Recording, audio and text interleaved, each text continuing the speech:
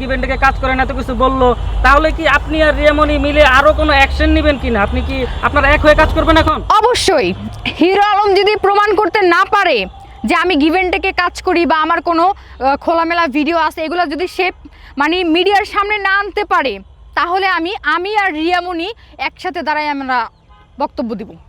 আচ্ছা, এইটা নিয়ে কি আপনি প্রশাসনিকভাবে কোনো ধরনের কোনো ইয়াতে যাবেন না, অ্যাকশনে যাবেন না? যেহেতু আপনার চরিত্র নিয়ে কথা বলছে, সেই ক্ষেত্রে তো আপনার মনে হয় যে আগে প্রশাসনকে জানানো উচিত। তা না জানে আপনি কেন রিয়ামণির সাথে এক হয়ে কেন? আরে ভাই, ঘটনা তো কালকের, ঘটনা তো কালকের।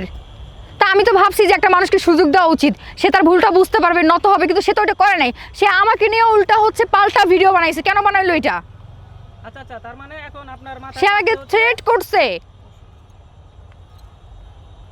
এখন আমার কথা মানুষকে সুযোগ দিতে হয়। আমি ভাবছি যে হিরো আলম হয়তো বা মানে নত শিকার হবে বা ভুল বুঝবে, কিন্তু সে না, সে ভাই শুধরানোও তো মানুষ না। সে ভাবছে যে সবার মতো মনে